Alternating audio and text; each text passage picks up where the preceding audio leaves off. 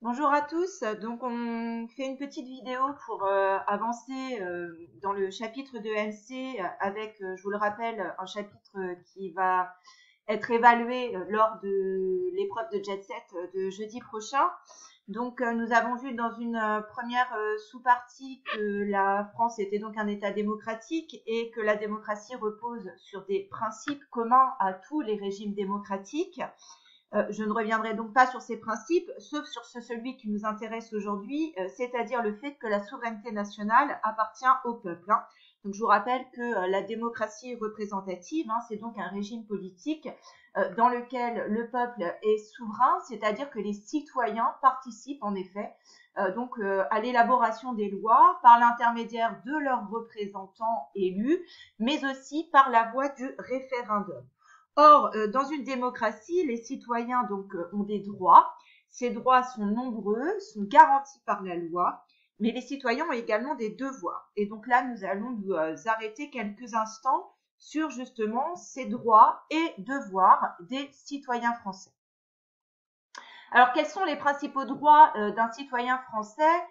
Donc, bien évidemment, vous avez ici donc tout un panel non exhaustif des droits que possède le citoyen.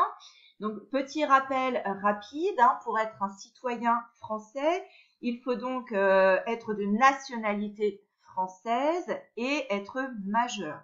Je vous rappelle que l'on peut devenir français, c'est-à-dire obtenir la nationalité française, par le droit du sang, par le droit du sol, par mariage ou par décision de l'État, ce que l'on appelle la naturalisation. Donc ça, nous l'avons vu dans le chapitre 1 de MC. Donc justement, être citoyen donne des droits. Quelles sont les différentes catégories des droits que possède le citoyen français?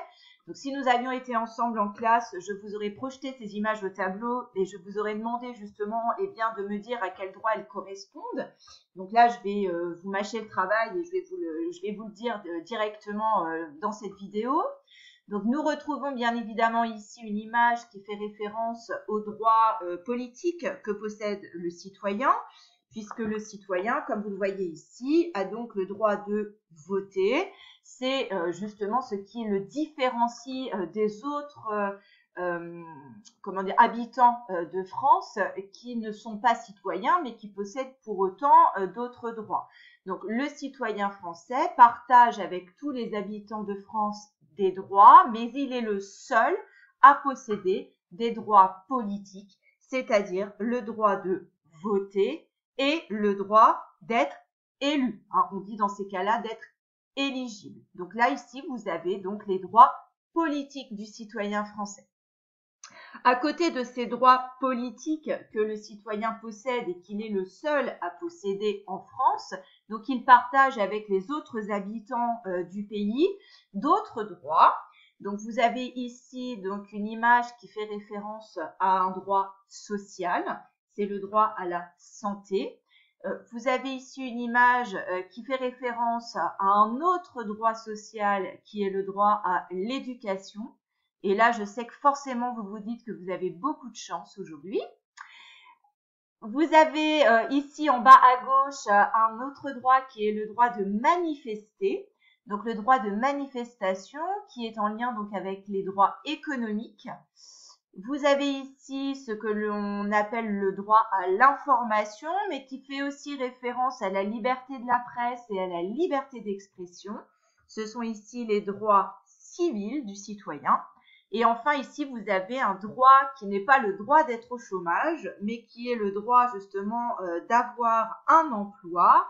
C'est un droit économique. Donc en fait, si on résume, on a trois grandes catégories de droits. Les droits politiques, les droits civils, les droits économiques et sociaux. Les droits civils sont les droits les plus anciens puisque ce sont en fait des droits qui sont liés aux libertés fondamentales reconnues depuis 1789, notamment dans la Déclaration des droits de l'homme et du citoyen. Ce sont des droits qui visent à défendre la liberté individuelle. Donc, on va retrouver dans cette catégorie des droits très nombreux, donc la liberté d'expression, la liberté d'opinion, la liberté de conscience, la liberté de circulation, par exemple. mais aussi le droit à la sécurité, à la propriété. En ce qui concerne les droits économiques et sociaux, ce sont des droits de ce qu'on appelle de seconde génération des droits de l'homme, c'est-à-dire en fait des droits qui sont apparus plus tard, notamment en fait après la Seconde Guerre mondiale pour beaucoup d'entre eux, puisqu'en fait ce sont des droits qui protègent en fait les hommes dans le monde du travail et leur garantissent des conditions de vie correctes. Donc en fait, ces droits sont réaffirmés aujourd'hui dans la Constitution de la 4e et de la 5e République.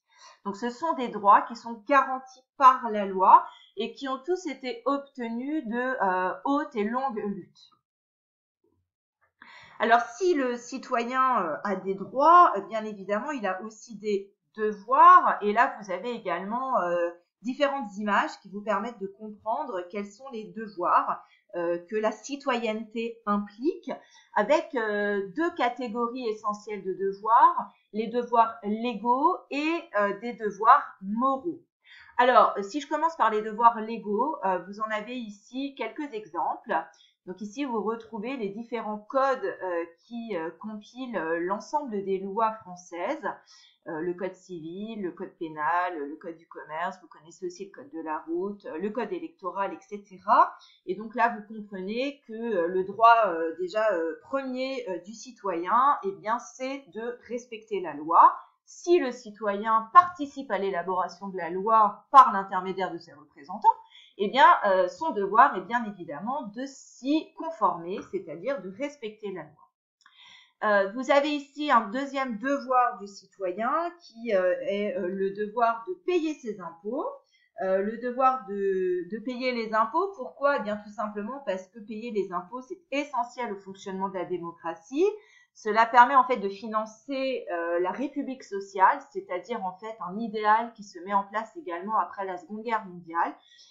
Donc en fait de participer notamment donc à la sécurité sociale, aider aussi les personnes âgées par le biais des cotisations pour la retraite. Donc voilà, donc les impôts qui, je vous le rappelle, en effet, permettent eh bien, le fonctionnement donc justement de la sécurité sociale, des écoles, des hôpitaux, etc. Un autre devoir légal que vous ne connaissez peut-être pas, c'est celui d'être juré d'assises. En effet, tout citoyen peut être tiré au sort, donc sur les listes électorales en fait, pour être juré lors d'un procès pour crime. Et donc, en fait, ce tirage au sort est une obligation, c'est-à-dire qu'on doit se rendre donc au tribunal, sauf si on a un motif impérieux qui fait qu'on ne peut pas y participer. Mais c'est donc une obligation pour tous les citoyens de plus de 23 ans.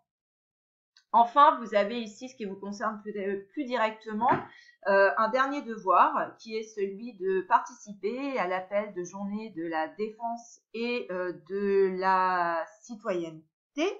Je n'ai plus le terme exact, c'est la journée défense et citoyenneté tout court.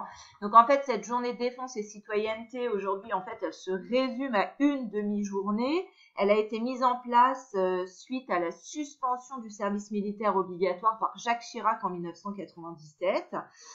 C'est-à-dire que le service militaire n'est pas annulé, hein, il est suspendu, donc il pourrait tout à fait être remis en vigueur. Et donc justement, cette journée concerne tous les mineurs de plus de 16 ans, puisqu'à 16 ans, vous devez vous faire recenser, c'est-à-dire vous faire connaître à la mairie. Et entre 16 et 18 ans, vous devez donc participer à cette demi-journée qui vise en fait à vous faire connaître les institutions de la 5e République, les droits et les devoirs du citoyen, mais aussi les missions de l'armée, de la défense du pays.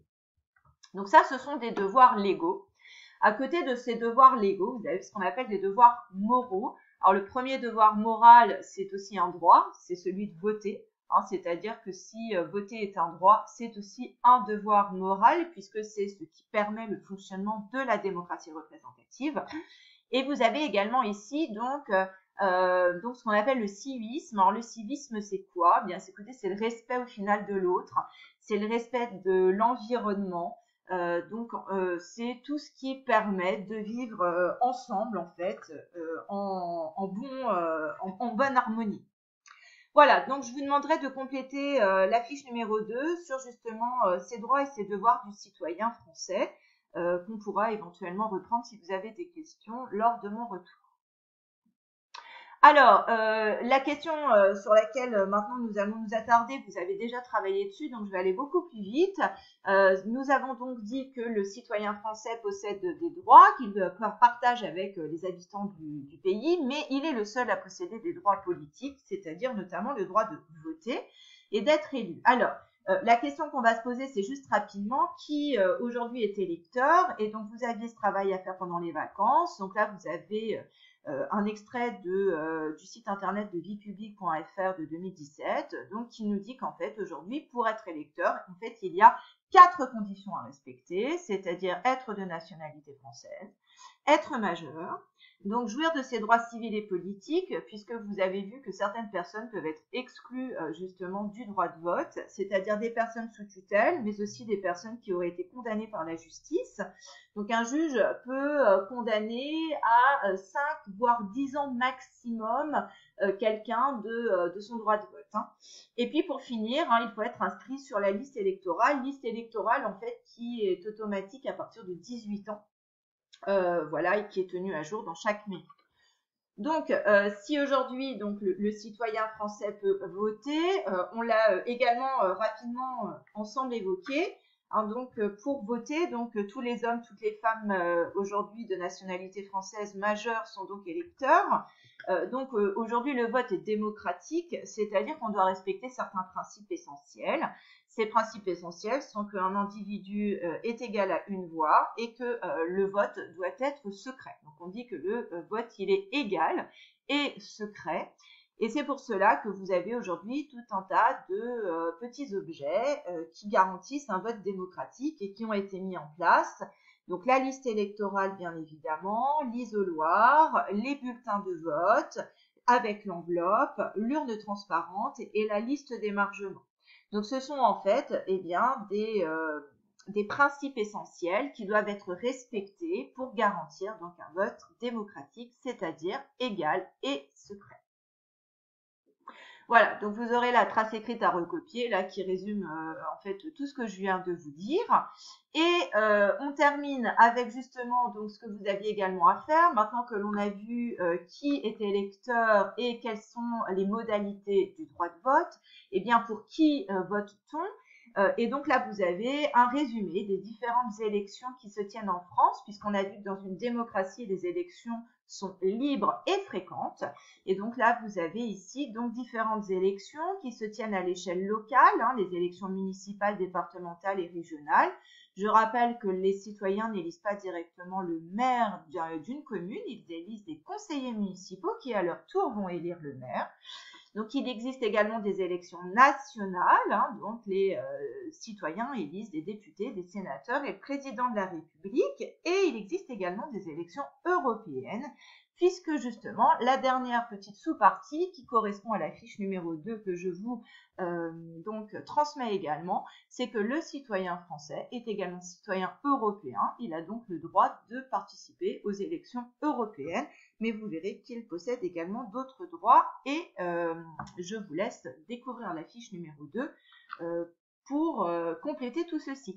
Voilà, j'espère que ça a été clair. N'hésitez pas, si vous avez des soucis, à m'envoyer un petit message. Dans la mesure du possible, j'y réponds le plus rapidement possible. Voilà, je vous dis à lundi et bon week-end et bon courage à tous.